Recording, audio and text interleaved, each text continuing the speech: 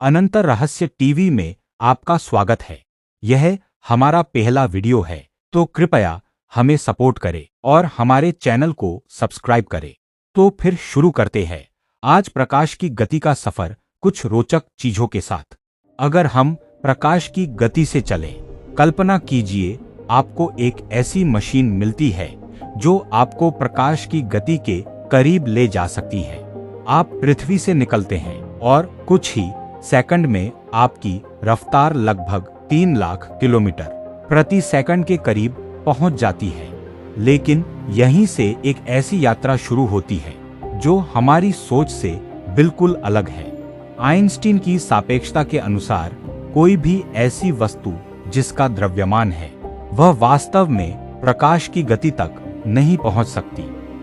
लेकिन अगर हम कल्पना करें कि हम उसके बेहद करीब पहुंच गए, तो सबसे पहले समय हमारे लिए बदलने लगेगा। बाहर मौजूद लोगों के मुकाबले आपके लिए समय धीमा बीतेगा, यानी आपके अंतरिक्ष यान में कुछ साल बीत सकते हैं, लेकिन पृथ्वी पर उससे कहीं ज्यादा समय गुजर सकता है। आप जब वापस लौटेंगे तो शायद आपके लिए सिर्फ कुछ साल बीते हों, लेकिन पृथ्वी पर कई दशक गुजर चुके हों। यानी प्रकाश की गति के करीब यात्रा करना किसी टाइम मशीन की तरह आपको सीधे भविष्य में पहुंचा सकता है। लेकिन असली सवाल अभी बाकी है, आखिर इतनी तेज गति से चलते समय हमें ब्रह्मांड दिखाई कैसा देगा। अब कल्पना कीजिए कि आपका अंतरिक्ष यान प्रकाश की गति के बेहद करीब पहुंच चुका है। आप सामने देखते हैं और तारों की रोशनी सामान्य जैसी दिखाई नहीं देती। तेज गति के कारण प्रकाश का रंग और दिशा आपके लिए अलग तरह से बदल सकती है। सामने से आने वाली रोशनी की तरंगें संकुचित हो जाती हैं, जबकि पीछे की ओर जाने वाली रोशनी का प्रभाव अलग दिखाई देता है। लेकिन सिर्फ रोशनी ही नहीं, दूरी भी आपके लिए बदल जाती है। इसे लेंथ कॉन्ट्रैक्शन कहा जाता है। मान लीजिए कोई तारा पृथ्वी से कई प्रकाश वर्ष दूर है। पृथ्वी से देखने पर वहां पहुंचने में कई साल लगेंगे, लेकिन प्रकाश की गति के बेहद करीब चलने वाले यात्री के लिए उस दूरी का अनुभव बहुत कम हो सकता है। इसका मतलब है कि ब्रह्मांड हमारे लिए छोटा दिखाई देने लगेगा। लेकिन जैसे जैसे हम तेज होते जाएंगे, एक और बड़ी समस्या सामने आएगी, ऊर्जा। किसी इंसान या अंतरिक्ष यान को इतनी ज्यादा गति देने के लिए अविश्वसनीय मात्रा में ऊर्जा की जरूरत होगी, और यह तो सिर्फ शुरुआत है। मान लीजिए किसी तरह हमने ऊर्जा की समस्या हल कर ली। अब हमारा अंतरिक्ष यान प्रकाश की गति के बेहद करीब यात्रा कर रहा है।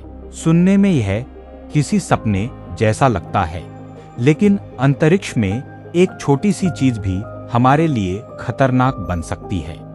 अंतरिक्ष पूरी तरह खाली नहीं है।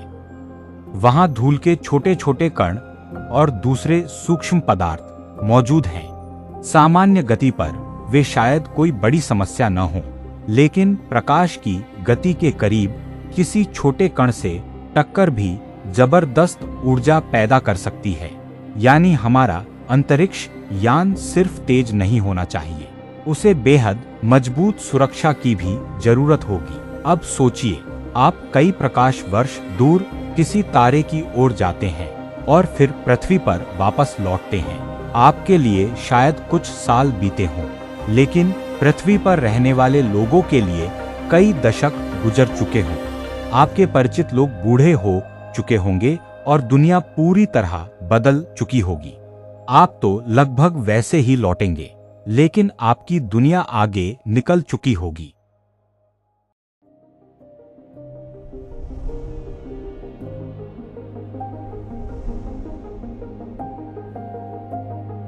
तो क्या प्रकाश की गति से चलकर हम अतीत में जा सकते हैं? फिलहाल विज्ञान ऐसा नहीं कहता। प्रकाश की गति के करीब जाने से समय धीमा हो सकता है, लेकिन इससे हम अतीत में वापस नहीं जा सकते। असल में प्रकाश की गति ब्रह्मांड की सिर्फ एक स्पीड लिमिट नहीं है। यह समय और स्थान को समझने की एक चाबी है। अगर भविष्य में इंसान प्रकाश की गति के बेहद करीब यात्रा करना सीख गया, तो हम दूर दराज के तारों और ग्रहों तक पहुंच सकते हैं।